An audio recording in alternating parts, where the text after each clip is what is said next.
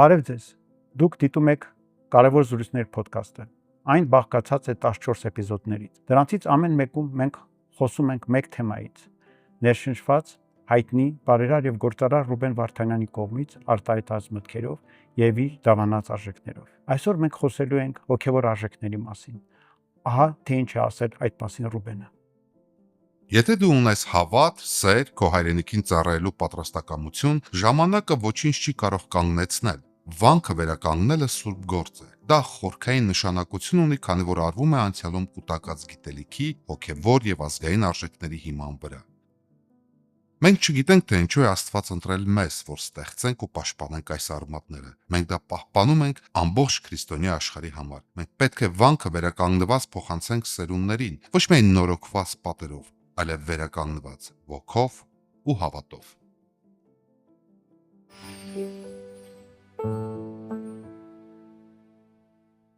Հոգևոր արժեքների մասին այսօր խոսելու ենք Սաղմոս 2 արական երգչախմբի գեղարվեստական ղեկավար եւ դիրիժոր Վահե Բեգոյանի հետ։ Բարև ձեզ։ Բարև ձեզ։ Հավատը դժվար է սահմանել, բայց իր բոլոր հանգամանքներով հավատը ձեզ համար առավել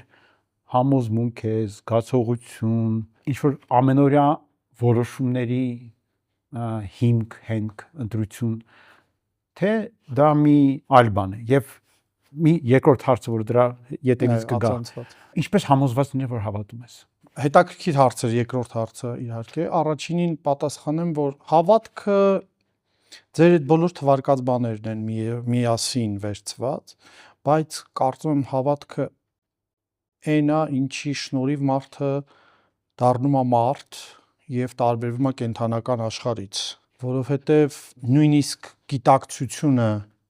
չի դարձնում մարդուն մարդ, որտեվ գիտակցությունն էլ որոշակի այս կամ այն չափի ներկայ է կենդանական աշխարհի տարբեր ներկայացությունների մեջ, բայց այ հոգևոր արժեքները, հոգու գիտակցությունը, հավատքը առ մի բան, որը մենք չենք տեսնում, բայց զգում ենք, որտեվ դա էլ շատ հետաքրքիր մի բան է, հա, ինչ որ ինտուիցիայով ենք զգում, մենք երբեմն շոշափելի չի, նյութական չի, բայց քո համար շատ ռեալ է, ինչով կարող ես դա բացատրել։ Դա բացատրվում է բացառապես հավատքով եւ հավատքը ամեն դեպքում նաեւ մարդու հավիտենական փնտրտուքն է հեղինակի, ծնողի, որովհետեւ մարդը ամեն ինչին նայելուց այդ հարց տվողն է, հա, մարդը հարցերով է մարդ նաեւ, որ ամեն ինչին հարցով է ով է այս ամեն ինչը արարել, ինչպես է արարել եւ մեկ էլ դու տեսնում ես, որ ամբողջ արարչագործությունը վկայում է այդ հեղինակի, արարչի մասին, ճիշտ այնպես ինչ պատահական մի սեղան, որ տեսնում ենք, չգիտենք ով է պատրաստել, բայց ինքը սեղանը վկայում է իր պատրաստող վարպետի մասին, եթե մենք այդքան պրիմիտիվ պարզ առարկան չենք կարող ընկալել, որ դա պատահական ինքն իրեն գոյացել է, ուրեմն որքան առավել եւս տիեզերքը եւ մարդը նաեւ իբրև փոքր տիեզերք իր ամեն ինչով դրա մեջ, հենց ինքը մարդը վկայությունն է արարչի եւ երևի թե այ հենց այդտեղից էլ գալիս է այդ կարոտը առ արարիչ, առ ծնող, մանկան կարոտի նման եւ դա է նաեւ այդ ինտուիտիվ այդ պահանջը ծնողի եւ համոզումը առ այնտեղ գոյություն ունեցող մի արարիչ, մի հեղինակ, մի պաշտպան, ապավեն, երևի թե այսպես, որտեղ չի ցանկանա տրադիցիոն պատասխաններ տալ, ինչպես առաքյալը կասեր, որ չտեսնված բաների ապացույցն է եւ այնպես էլ է շատ տակի չտեսնված բաների ապացույցը, որտեղ հա, այս դեպքում արարչագործությունը վկայում է արարչի մասին, հավատքը երևի այդ եւ համոզումն է, եւ ինտուիցիան է, եւ զգացողությունն է, եւ գիտակցությունն է նաեւ, որ չի կարող ուղղակի պատահական լինել ամեն ինչ մեր կյանքից սկսած մինչև մեր մահը։ Հիմա այդ երկրորդ հարցին անդրադառնանք, որտեղ շատերը առավել մարդիկ, ովքեր հավատքի փորձ չունեն, ենթադրում են, որ հավատքը ընդհանրեն ինքնախաբեություն է։ Եւ դրանով կարող են նաեւ ինչ որ առումով մարդկանց հիասթափեցնել սեփական հավատքի մեջ։ Գիտեք, մարդը ընդհանրապես բան, ասենք ստաբիլ էակ չի։ Իհարկե մենք հիասթափվում ենք, վերադառնում ենք, ընկնում ենք, բարձրանում ենք, մարդու կյանքը այդ բոլոր process-ներից բաղկացած մի բան է, եւ ինքը չի կարող տենց միալար միատոն հոսք լինի, հա, եւ դու անընդհատ ստաբիլ լինես հավատքի այդ բանը։ Հավատքի անկումներ ունեցել են նույնիսկ մեծագույն մարգարեները։ Մովսես մարգարեն, որ կարմիր ծովը բացել էր, որ սա հրաշքները ինքը գործել էր, վերջում ինքն էլ թերահավատություն ունեցավ, այսինքն դա էլ շատ մարդկային հատկանիշ է այդ թերահավատությունը, որը լինում է, բայց միևնույն ժամանակ դա չէ, որ պայմանավորում է մարդուն։ Ես միշտ ասում եմ, առաքյալներին չի պայմանավորում Գեթսեմանի այգուց փախուստը տագնապի պահին, հա այդ փոքրոքությունը, մարդկային սովորական վախը, սեփական կյանք, դա չպայմանավորեց, այլ նրանց նաև վերադարձը, նրանց հետո գնալը, տարածելը քրիստոնեություն, նրանց նահատակությունը բերեց այդ ամեն պայմանավորեց առաքյալ հասկացությունը։ Նույնը մարդը չի կարող տենց ստաբիլ եւ հավատքի ճգնաժամեր ունենում են բոլորը եւ դա նորմալ է։ Ժամանակին ապագայում հետո արդեն Հռոմի պապ դարձած Բենեդիկտ 16-րդը, երբ որ դեռ եպիսկոպոս էր, գիրք է գրել քրիստոնեության հիմքերը, եւ այդ գիրքը սկսում է մի դրվագով, որտեղ քույրերը հավաքվում են, վանական քույրերը հավաքվում են իրենց տարիքով արդեն տարիք առած քույր քրոշուշ, որը մահանում է, եւ հարցնում են իրեն ինչպես է քեզ մոտ ստացվել այդքան խորը հավատք ունենալ, որ այդքան մեծ գործեր ես արել քո կյանքում, հայտնի մարդ է։ Եվ նա ասում է, ասում է, քույրեր, չեք պատկերացնում, որքան եմ տանջվել, որքան եմ կասկածել, միջի այսօր կասկածում եմ, արդյոք Աստված կա թե չկա։ Ուզում ասեմ, դրանով նա ուզում էր ասել, որ հավատքի ամրությունը գալիս է կասկածից, դու կասկածի ենթարկելով քեզ միայն քեզ փորձության ենթարկելով, կասկածի փորձության, ամրապնդվում ես քո հավատքի մեջ։ Այո, դա Որտեղ անկասկած հավատում ես, դրանում վտանգ կա։ Դրանում իհարկե վտանգ կա, դրանում վտանգ կա նաև լրիվ ուրիշ տեղ գնալու, այդ մոլագարության պես մի բան, մոլություն, որը քրիստոնեության մեջ մեղքերի մեջ է, անգամ կրոնական մոլությունը եւ ողջախոհությունը ընկալում ենք որպես առաքինություն եկեղեցուն, հա, այսինքն ողջախոհ մարդ, սթափ մարդ, գիտակից մարդ, որի հավատքը այդ ինչքան էլ չբացատրվող բաներ են կամ հայտնությամբ մեզ տրված բաներ են, բայց դրանք տրամաբանական են, պատճառահետևանքային կապով են եւ կարգավորում են մեր կյանքը, ոչ թե քաոսի են վերածում մեր կյանքը։ Եվ այդ առումով իհարկե փորձությունները մշտապես մարդու կյանքում առկա են, բայց դրանք չէ, որ ձևավորում են մարդու կերպարը եւ նրա անկումը չէ, այլ նրա վերելքներն են այնուամենայնիվ պայմանավորում մարդու մարդ լինելը։ Մարդիկ շատ հաճախ ասում են Աստված իմ մեջ է, պետք չէ գնալ եկեղեցի, պետք չէ մասնակցել պատարակներին, ես ներքուստ շփվում եմ Աստծո հետ, ինձ այլոք պետք չեն։ Հիմա հնարավոր է արդյոք լինել հավատացյալ առանց եկեղեցու եւ դրա հակառակն էլ ասեմ։ Հնարավոր է լինել արդյոք եկեղեցու մաս եւ չլինել հավատացյալ։ Երկուսն էլ կարծում եմ հնարավոր են եւ երկուսն էլ հանդիպող տեսակներ են։ Այստեղ հավատացյալ բառը կարելի է փոխարինել ուղղակի կոնկրետ քրիստոնյայով, որտեվ եկեղեցուց դուրս քրիստոնյա լինել չես կարող ինքդ քեզ եւ մենք չէ որ դա սահմանել ենք, այլ ինքը Քրիստոս հիմնելով եկեղեցին եւ տալով եկեղեցու ստրուկտուրալ կառուցվածքային, հա, այդ ձևը այնուամենայնիվ կարգելով առաքյալներ, հետո եպիսկոպոսներ, քահանաներ, սարկայացին հստակ սխեմա։ Սա նաև հայտնությամբ ըստ քրիստոնեության հայտնությամբ տրված։ Ես առավել քան վստահ եմ, որ ցանկացած մեկը, որ ասում է Աստված իմ մեջ է եւ ես կարիք չունեմ ոչ մի բանի, ես անմիջականորեն այդ պահին եթե հարցնես իսկ ով է Աստված, այդ ձևակերպումը չի լինի, որտեվ այնուամենայնիվ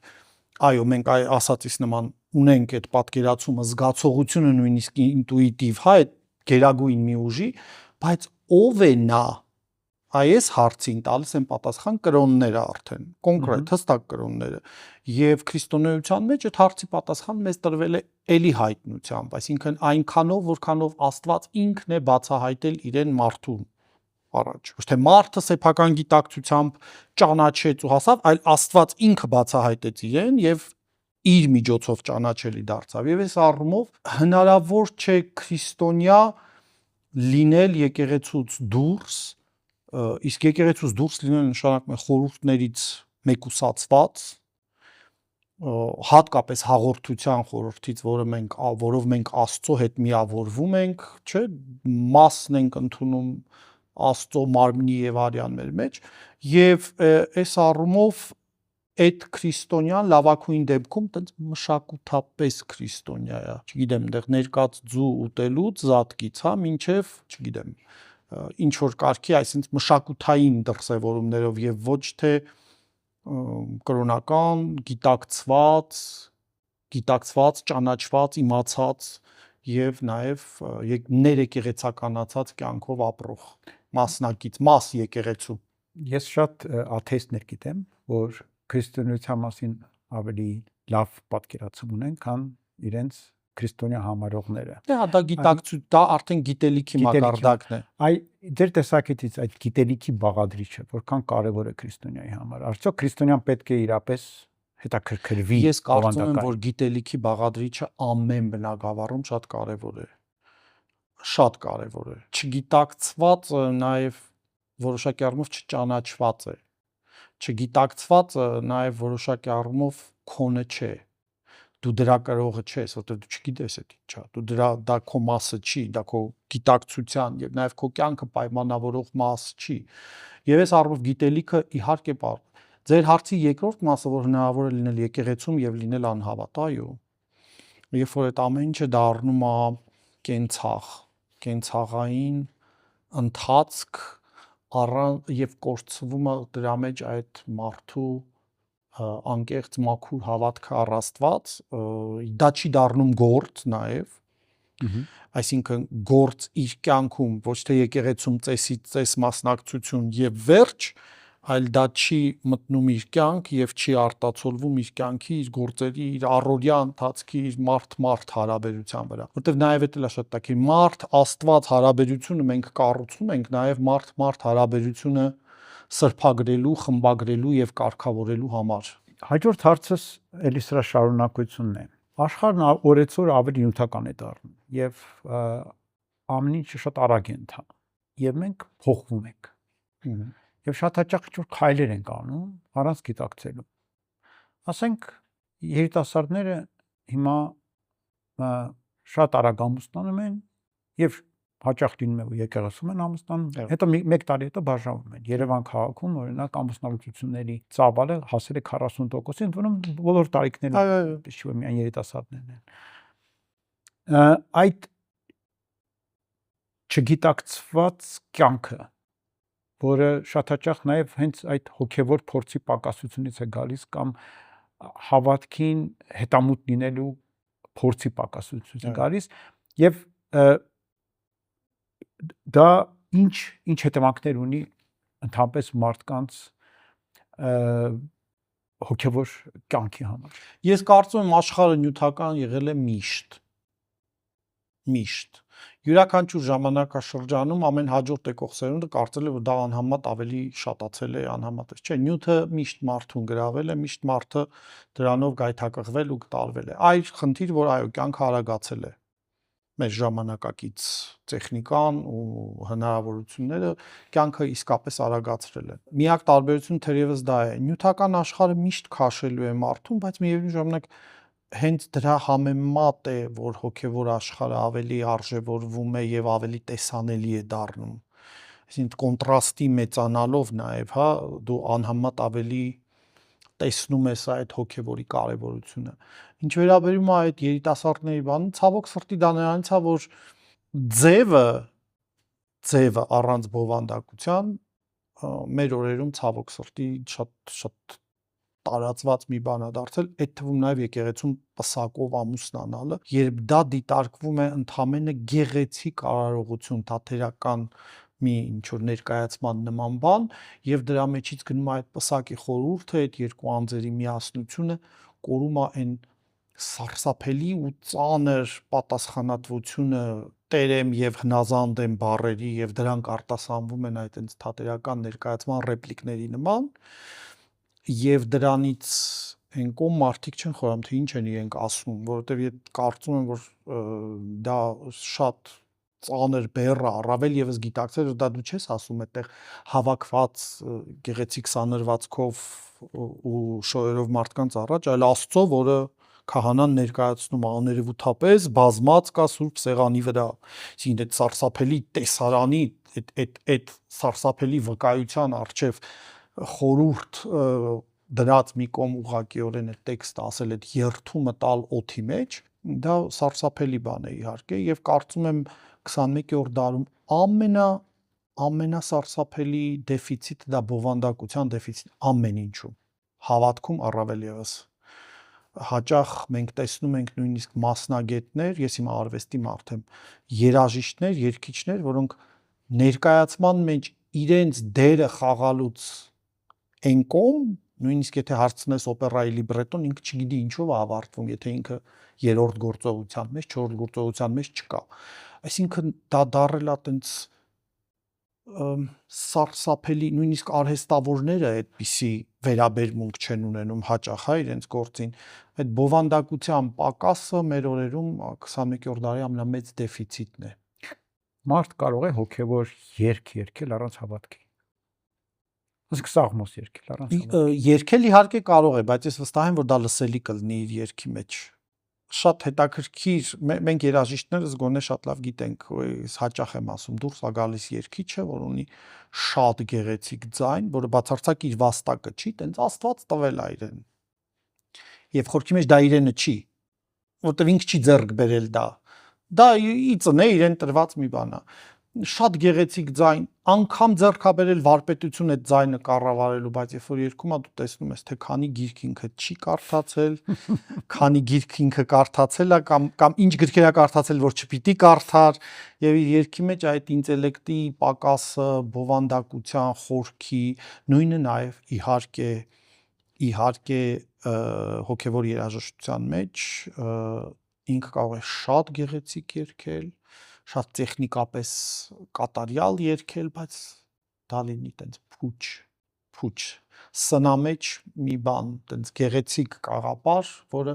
բացարձակ սնամեջ է։ Ներկայացում, դրա մեջ չլինի հավատք։ Եվ դու կարող ես եկեղեցում հաճախ մենք կարող ենք հանդիպել հեռավոր տեղերում տատիկներ, պարզապես, որոնք երգում են այնպես, ինչպես իրենք կարողանում են երգել իրենց ծերունական դողդոջ ձայնով, բայց դրա մեջ այնքան մեծ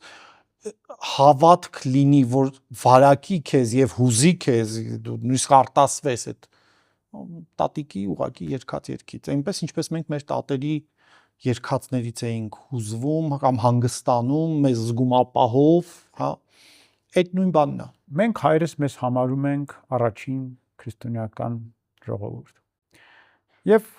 հիրավի դա մենք ապացուցել ենք մեր ճակատագրով, որ մենք հետամուտ ենք եղել դրան, երբեք չենք հրաժարվել դրանից եւ այլն։ Հիմա եթե նայենք դեպի ապագան, այս քրիստոնեության ճրագը վառ պահելը, դա պետք է միայն մեզ, թե մենք ինչ որ ձեր տեսակետից, մենք ինչ որ պարտավորություն ունենք աշխարհի առջև, որպես քրիստոնյա ազգ,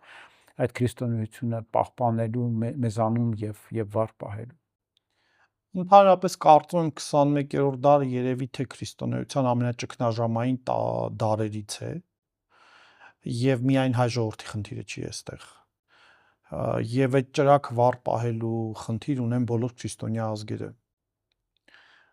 Այդտեղ իհարկե կարծում եմ նաեւ անհատներ անելիքներ ունեն, որտեղ հաճախ մեկ էլ այտենց մի անհատ կարող է ազգի պատմության մեջ ինքն իր տեսակով, իր գործունեությամբ մի սուրբ հարյուրամյակների համար այդ ջահը վառ պահի իր գործերով, իր աղոթքներով, իր կենսակերպով դա դառնա վարակիչ։ Մենք քրիստոնյա լինելը հաճախ ապացուցել ենք նահատակությամբ եւ ոչ թե կյանքով։ Եվ սա ամենացավալին է, որովհետեւ մենք նահատակության պահին, այո, ուշքի ենք եկել ու գնացել ենք Տիրոջ խաչի հետևից, բայց երբ որ մենք ունեցել ենք հանգիստ կյանք, ապահով կյանք եւ չի եղել ոչ մի վտանգ, մենք այդ քրիստոնեությունը մեր համար տենց դարձել է շորի պես մի բան էլի, որը ոչ թե այնտեղ մաշկի պես, ինչպես պատմիչները ասում, որ քրիստոնեությունը մեր մաշկն է դարձել, էլի մենք չենք կարող մեր վրայից հանել, այդ հանելը մահ է նշանակում։ Բայց այդ խաղաղ տարիներին դա դառնում է այդպես զգեստի պես մի բան, որ կարելի է փոխել, կարելի է դնել միտեղ, հետո երբ որ պետք կլինի կհանես, կհակնես։ Մահից առաջ կհանես, կհակնես, լավ կլվաս, կհակնես ու այտենց կպատրաստվես տիրոջ հետ հանդիպման։ Սա ցավալի է։ Էլի միայն հայ ժողովրդի խնդիրը չի, կարծում եմ սա ընդհանրապես եւ բոլոր ժողովուրդներին, բոլոր կրոնների մեջ ամեն դեպքում այդ ճգնաժամային բաները սրում են իհարկե այդ տագնապի վիճակը եւ մարդը ավելի լարված, ավելի պատրաստ է լինում, բայց մենք իսկապես շատ անելիքներ ունենք այս առումով եւ այսօր առավել եւս մեր օրերում Անհավատները շատ հաճախ մեղադրում են հավատացյալներին, որ իրենք իրենց հավատին հետամուտ են լինում միայն ճգնաժամի պահին։ Լավ ժամանակներում իրենք ոչինչով չեն տարբերվում մնացածներից, միայն երբ որ իրական ճգնաժամ է, Աստծո կարիքն են զգում եւ սկսում են աղոթել եւ սկսում են ակնկալել Աստծո աջակցությունը։ Հիմա մեր ազգում այդ քրիստոնեական արժեքները մեր ամենօրյա առօրյա կյանքում որքանով են տեսանելի, որքանով են իրականում ազդում մեր իրականության վրա այդ ամենը, մենք դա կյանքում գործով ապացուցում ենք, որ մենք քրիստոնյա ազգ ենք, թե դա իրապես վերածվել է այսպիսի բանի մշակութային հանգամանքի, որը իրական չի արժևորում։ Մինչ ձեր հարցին պատասխան շատ լավ օրինակ բերեցիք, բայց անհավատները այդ ճգնաժամի պահին էլ չեն ունենում Աստծո կարիք։ Գոնե այդ քրիստոնյաները, երբ որ ճգնաժամը լինում, էլի կպնում են, հա, այդ հավատավորները լավ կրոն դնենք մի կողմ, չասենք այդ հավատացյալ աթեիստները այդ ժամանակ էլ չեն ունենում եւ հետեւաբար իրենք չէ որ պիտի քրիստոնյաներին մեղադրեն կամ ինչ որ բան բերեն, որտեվ իրենք ընդհանրապես դրա մասին պատկերացում չունեն։ Մեր օրերում քրիստոնեություն չէ, այնուամենայնիվ ես կարծում եմ որ հասարակության կյանքում դրսևորվում է, բայց հասարակության կյանքն էլ շերտավոր է։ Մարդ հարաբերությունների մեջ ավելի շատ է դրսևորվում, բայց մարդու ինքն իր մեջ իր անձնական կյանքում ես կարծում եմ ոչ այնքան, որովհետև այնուամենայնիվ ամենապարզ մարդկային հարաբերությունները մեր մոտ ամեն դեպքում խարսխված են քրիստոնեական արժեհամակարգի վրա։ Ամեն դեպքում մենք հյուրասեր ժողովուրդ ենք, մենք ընկած մարդուն մոտեցող, օգնող, բարձրացնող, մտահոգ, հիմա կասենք թե սա քրիստոնեության հետ կապ չունի, մարդիկ ընդհանրապես այդպիսին են, հա, այդ ունեն այդ բան, բայց մեր ազգի մոտ դա գոնե ավելի դրսևորված է մարդ հարաբերությունների մեջ։ Իհարկե բացառություններ ունենք մի կողմ, ամեն ինչ կա, բայց այ անձնական կյանքում, ընտանեկան կյանքում, կին-տղամարդ հարաբերության մեջ, ծնող երեխա հարաբերությունների մեջ, ես կարծում եմ քրիստոնեությունը այնուամենայնիվ այտենց մշակութային նրա մշակութային դրսևորումների իներցիոն այդ բաներն է, որ դրսևորվում է։ Նաև գիտեք ինչն է կարևոր, ամեն դեպքում մենք ինչքան էլ ծնվում ենք հայ ժողովրդի մեջ եւ արդեն իսկ քրիստոնյա, բայց յուրաքանչյուրս մեր կյանքում միևնույն է կանգնում ենք ինչ որ մի օր սեփական ընտրություն կատարելու առաջ։ Այսինքն, այո, մենք ծնվել ենք, քրիստոնյա ենք, մեր հետ վարվել են քրիստոնեական կանոններով, բայց գալիս է յուրաքանչյուր մարդու կյանքում ինչ որ մի պահ, երբ այդ կրոնի ընտրությունը իր ու Աստծո հարաբերվելու ձևը ինքն է ընտրում, իր սեփական ընտրությունը կատարելու այդ հարցը առաջանում է եւ այդտեղ իհարկե մարդը պիտի պատրաստ լինի նաև դրա մեջ էլ պիտի գրագետ լինի եւ այդ անելիքը մենք ունենք իհարկե հասարակությունը եւ մարդուն աճեցնելու այնպես որ այդ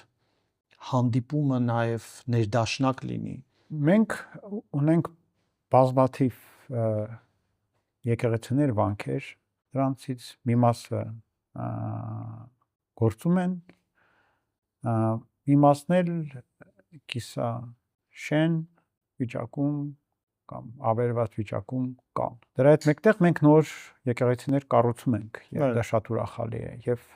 օրեցօր տեսնում ենք ինչպես եկեղեցին լցվում է մարդկանցով։ Էլի ինչը շատ ուրախալի է։ Ինչ պետք է անի մեզանից ամեն մեկը, որպեսզի ոչ միայն մենք զուտ պատեր կառուցենք եւ համարենք, որ եթե կա կանգնած եկեղեցի, ուրեմն կա քրիստոնեություն Հայաստանում, այլ իրապես հաջորդ սերունդներին փոխանցենք ոգին, հավատքի ոգին եւ ոչ միայն դա թողնենք քահանաների եւ եպիսկոպոսների վրա եւ եկեղեցու սպասավորների վրա, այլ ազգովի դանենք, որտեղ սպասավորները որքան էլ գործեն, եթե ազգը այդ հոգեվոր գործունեության մեջ ներգրաված չի որևէ կերպ, դժվար հաջորդ սերունդները ժառանգեն դա մեզանից։ Այն էլ ձեր ասած 21-րդ դարի այս վտանգների ներքո։ Ինչ պետք է մեզանից ամեն մեկը իր կյանքում անի, մեզանից ով իրեն համարում է քրիստոնյա։ Մենք պետք է լինենք եկեղեցուց ներս։ Եկեղեցուց ներս, այն ձեր ասածի նման ես ունեմ իմ հավատքը, իմ պատկերացումները Աստծո մասին եւ որևէ մեկը չի մեզ եւ այլն։ Այստեղ այնպես չի որ քահանաներն ու եպիսկոպոսները ահռելի անելիք ունեն։ Ահռելի անելիք ունեն եւ դա այդ միսիոներական ամեն օր ավետարանելու, քարոզելու եւ եկեղեցին մեծացնելու մարդկանցով, հա, իրենք այնուամենայնիվ Տիրոջից ստացան են ուռկանը, որով պետք է որսանեն եւ մարդկանց այդ հոգիները պիտի որսան եկեղեցում փրկության համար։ Մեզնից յուրաքանչյուրի անելիքը եկեղեցում լինելն է, սերունդը եկեղեցուց ներս մեծացնելն է։ Երեխաները եկեղեցում մեծանալով ես միշտ ասում եմ հոգևոր վակցինացիայով ենք անցկացնում իրենց։ Այդ երեխաները անհավատ ավելի պատրաստ են լինում կյանքի, իսկ կյանքը դաժան բան է։ Կյանքը հարվածներով լեցուն բան է, հիասթափություններով լեցուն բան է, փորձություններով լեցուն բան է եւ այդ ամեն ինչին դիմակայող սերունդը կոփվում է եկեղեցում։ Հայ ժողովրդի պարագային առավել եւս հայկական ինքնության, հայեցիության մենք այսօր կարող ենք փաստել, որ երևի թե միակ ինստիտուցիան, որը դա պահպանում է, փոխանցում է, սովորեցնում է, եւ սովորեցնում ոչ թե դաս տալու նման, այլ իր ձևով, իր բնույթով, երբ որ դու մտնում ես այդտեղ, ինքը քեզ դարձնում է հայեցի։ Դա հայ եկեղեցին է։ Հեչ պատահական չի, որ մեր վերջին բոլոր դասականները լուրջ, հա, հայ ժողովրդի կյանքը այտենց երկարացրած, ինչպես Իսահակյանն էր ասում, հա, որ ասում էր մեզնից յուրաքանչյուր մեր մի գործով հայ ժողովրդի կյանքը մի քիչ երկարացրել է, Նարեկացին 1000 տարով, ես մի 10 տարով, հիշում եմ Սիլվա Կապուտիկյանը հարցրել է, բա ես ինչքանով վարպետ, ասել է դու էլ ես երկարացրել այդ լսիր որդիս բանաստեղծությամբ, այսինքն եւ այս կերպ յուրաքանչյուրը այդ սերունդին դաստիարակողները, կյանքը երկարացնողները, հայի տեսակը պահողները եւ դեպի ապագա ուղարկողները այնուամենայնիվ գոյացել են հայ եկեղեցուց ներս, ուզենք թե ոչ։ Նույնիսկ հեղափոխական Միքայել Նալբանդյանը, հասկանում եք։ Եվ երևի վերջին հարցս, եւ այն երևի թե հետաքրքրի մարդկանց, ովքեր հիմա մեզ լսում են, բայց հավատքի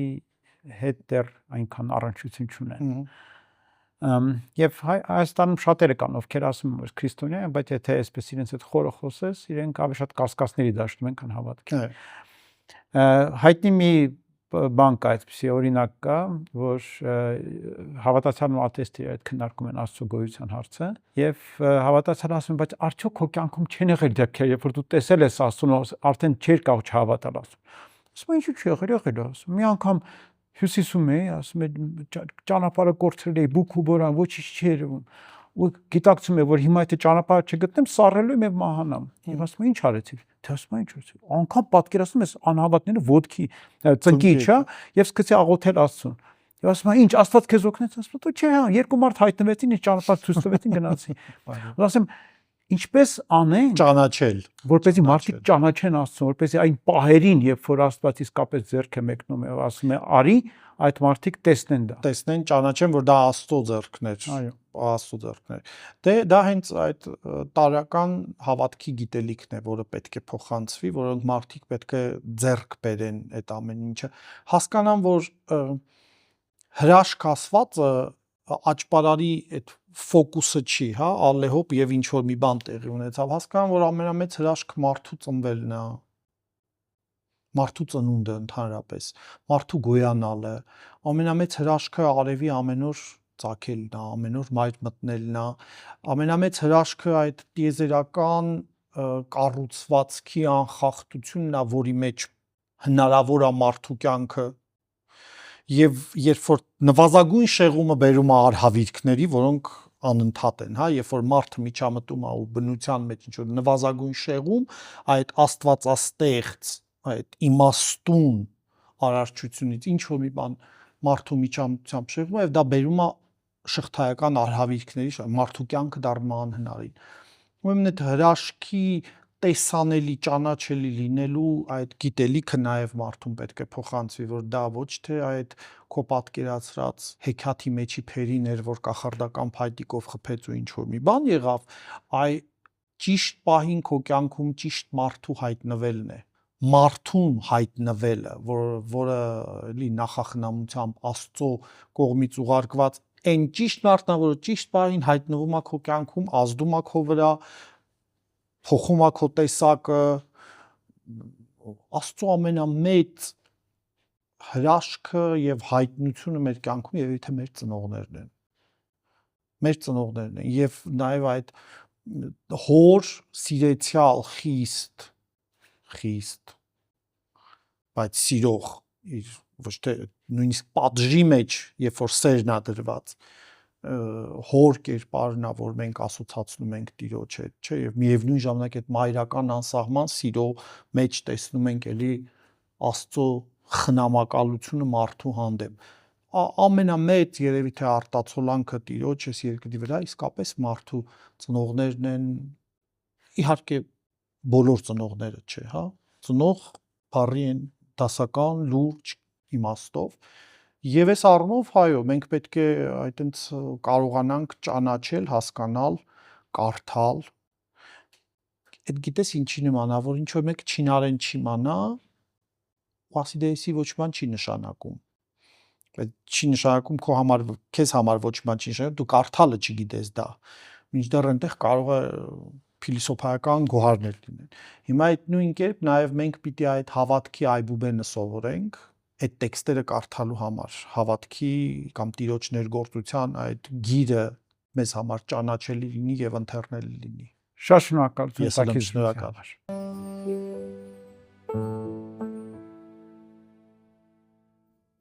Եվ վերջում ուզում եմ հիշեցնել, որ 2023 թվականի սեպտեմբերի 27-ից Ռուբեն Վարդանյանը գերեվարված է Բաքվում։ Ես համոզված եմ, որ մենք դեռ իր հետ կխոսենք հենց այս տաղավարում։ Իսկ մինչ այդ, Ռուբեն, մենք սպասում ենք քեզ եւ հիշում քեզ եւ մեր այլ բոլոր եղբայրներին։